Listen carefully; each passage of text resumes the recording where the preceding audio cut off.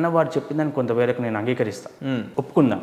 సరే మేము ఇంకా చదువులో వెనుకబడి ఉన్నాం కావచ్చు, కానీ చదువులో వెనుకబడి ఉన్నామని అంతకంటే కూడా మాకు అవకాశాలు రాకుండా అడ్డుకుంటారు అనేటువంటి విషయాన్ని కూడా మేము ఇక్కడ చెప్పదలుచుకున్నాం. ఓకే, ఏ విధంగా అంటే ఎట్లా అడ్డుకుంటారు?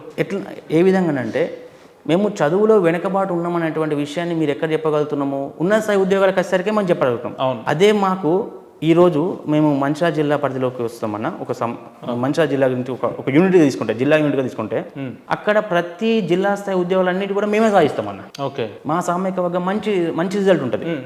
100 మంది కేటగిరేషన్ చూసుకున్నట్టయితే 100 మంది పాపులేషన్లో మేము 100%లో న్యాయం చేసి మేము 70-60% మేము లీడ్కి వస్తున్నాం. ఓకే, ఈరోజు మనం డిఎస్సి ఉద్యోగాలలో కానీ, పంచాయత్ సెక్రటరీ ఉద్యోగాలు, గ్రూప్ 4 ఉద్యోగాలు, అవన్నీ ఇంటర్వ్యూ లేని పోస్టులు అన్న. అవును, ఎక్కడైతే ఇంటర్వ్యూను కలిగినటువంటి పోస్టులకు మేము రాగలేకపోతున్నాం.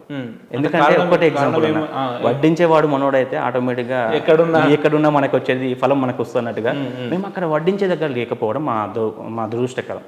ఎందుకంటే ఆ స్థాయికి మేము వెళ్ళలేకపోతున్నాం. ఆ స్థాయికి వెళ్ళాలంటే అన్ని ప్రాతినిధ్యం ఉండాలి కదా, అన్ని రంగాల్లో ప్రాతినిధ్యం ఉన్నప్పుడు ఆ స్థాయికి మేము వెళ్ళగలుగుతాం.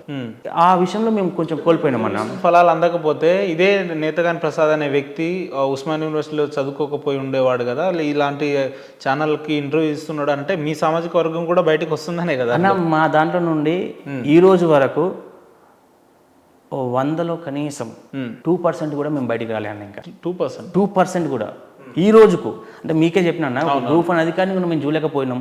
యూనివర్సిటీ స్థాయి ఉద్యోగాలు కూడా మేము సాధించలేకపోయినాం అన్నప్పుడే మాకు అంటే మేము ఏదో కష్టాలు అంటే మా ముందు తరం, మాకున్నటువంటి ముందు తరం మమ్మల్ని ఇక్కడ దాకా గైడ్ చేయడం వల్ల ఇది దాకా రాగలిగినాం తప్ప, యూనివర్సిటీ దాకా రాగలిగినాం తప్ప ఇంకా చాలా మంది రాలేదు. సరే, మీరు చెప్తున్న లెక్కలో చూస్తే ఈ వర్గీకరణలో జరిగితే మీ వర్గాలకు సబ్బండ న్యాయం జరుగుతుందని మీరు భావిస్తారు? వర్గీకరణ అంటే నేను అదే అంటున్నా.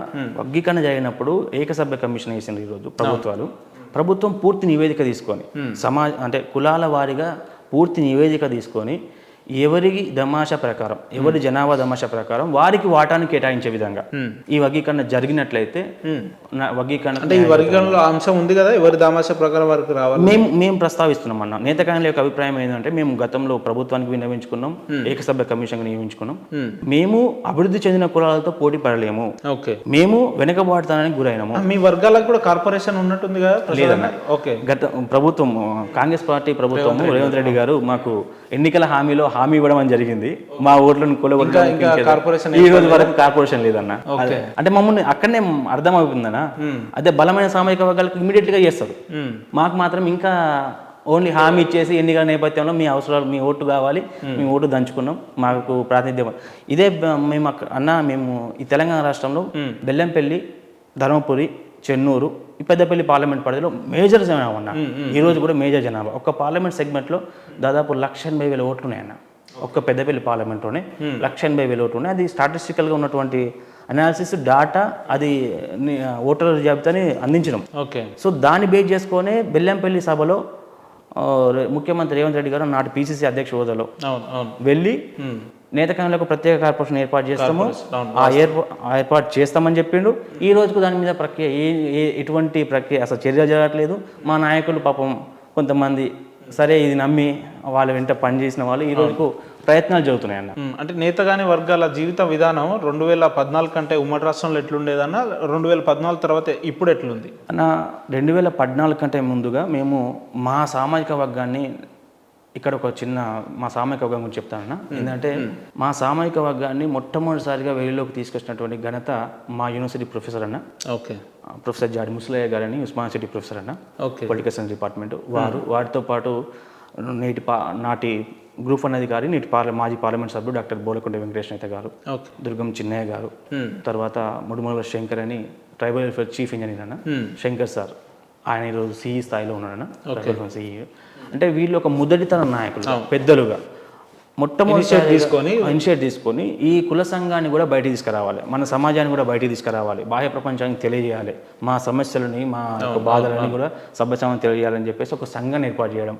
ఆ సంఘంలో ఈ రోజు వరకు 100 మంది నాయకులు తయారవడం అనేది మా అదృష్టం అన్న. వాళ్ళు వేసిన పునాదుల మీద ఈ రోజు చాలా మంది నాయకులు తయారవుతున్నారు, సంఘాలుగా నిర్మాణం జరుగుతున్నాయి, సంఘాలుగా చైతన్యం అవుతున్నాం, సమాజంగా మేము బయటకు వస్తున్నాం. కానీ ఇక్కడ సుదూర ప్రాంతం ఉండడం అనేది మాకు డ్రాబ్యాక్ అన్న.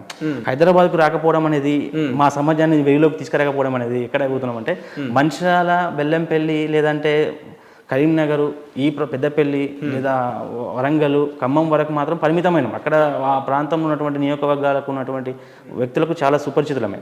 కానీ రాష్ట్ర రాజధానికి మాత్రం మేము ఇంకా రాలేకపోయింది. విచిత్రంగా ఉంది ప్రసాద్ అన్న, రాష్ట్రం వచ్చి దాదాపు 10-11 ఏళ్ళు అవస్థ ఉంది.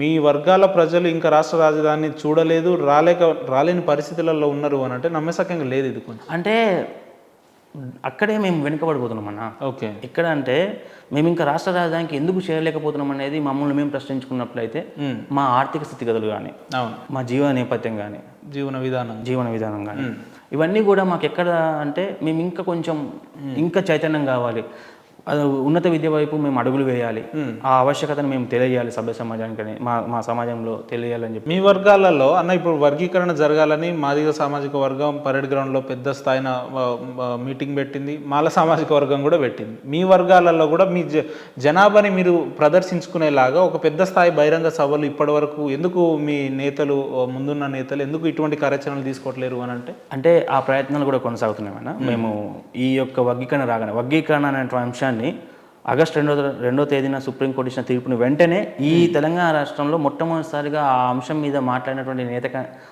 ఎస్సీ కులమే మా నేతకాని కులం అన్న. ఆగస్టు 7వ తారీఖున సోమాజిగూడ ప్రెస్ క్లబ్లో పెద్దలందరితో కూడినటువంటి ఒక సమావేశం ఏర్పాటు చేసుకొని ఒకవేళ వర్గీకరణ అనివార్యమైతే మా పాత్ర ఏంది, మా అభిప్రాయం ఏందనే అంశాన్ని మేము ఆ రోజు తెలియజేయడం జరిగిందన్న. ఒకవేళ వర్గీకరణ జరగాలి అని కోరుకుంటూ ఒకవేళ జరిగితే మమ్మల్ని బలమైన సామాజిక వర్గంలో పొందుపరచకుండా మేము ఇంకా వెనకబడి ఉన్నాం కాబట్టి మాకు న్యాయం జరిగే విధంగా ప్రభుత్వాలు చర్యలు తీసుకోవాలని చెప్పేసి విన్నవించుకోవడం. మేము ఈ ABCD అనేటువంటి కేటగిరీషన్లో 2002లో జరిగినటువంటి మార్గదర్శకాలని అప్పుడున్నటువంటి దాన్ని బేస్ చేసుకొని category A, category B, category C, category Dలో ఉంటే మేము కేటగిరీ Cలో ఉన్నామన్న. గతంలో 25 కులాలతో ఉన్నాము, మాల సోదర కులాలతో పాటు మేము కూడా ఉండడం జరిగింది 25 కులాలలో. సో ఈ రోజు C కేటగిరీ కాకుండా మేము D కేటగిరీ అంటే ప్రత్యేకమైన కేటగిరీ కావాలి మాకు. అక్కడ పోటీ పడలేం కాబట్టి మాకు అంటూ ప్రత్యేకమైన కేటగిరీ ఇచ్చేసి D గ్రూప్లో చేర్చి మా జనాభా తమాషా ప్రకారం మాకు రిజర్వేషన్ కేటాయించండి. అది 5%గా మేము మా ప్రతిపాదన గవర్నమెంట్ ఒక ప్రధాన డిమాండ్ D కేటగిరీలో చేర్చి మాకు ఒక 5% రిజర్వేషన్ కేటాయించినట్లయితే మా వర్గం అభివృద్ధి పథంలో నడిపోయేటువంటి ఒక అవకాశం మాకు కల్పించిన వాళ్ళు అక్కడ నుంచి వస్తుంది, అక్కడ పునాది పడుతుంది. ఇకపోతే బహిరంగ సమావేశం అనేటువంటి కార్యాచరణ మేము గతంలో ఈరోజు అంటే అది దాని వెంటనే కార్యాచరణలో భాగంగానే ఒక బహిరంగ సభకు ప్రణాళికలు సిద్ధపడ్డాయి. దానికి కావాల్సినటువంటి ప్రయాసాలు అన్నీ ఉంటాయి కాబట్టి ఆ ప్రయత్నాలు మీ రాష్ట్ర నాయకత్వం సిద్ధంగా ఉందన్న. త్వరలోనే ఖచ్చితంగా బహిరంగ సభ 1,00,000 మందితో బహిరంగ సమావేశం ఏర్పాటు చేయాలన్నటువంటి కార్యాచరణ మేము ఆల్రెడీ స్టార్ట్ చేసినాము. ఆ క్రమంలోనే 2 సమావేశాలు కూడా విజయవంతం చేసినాము.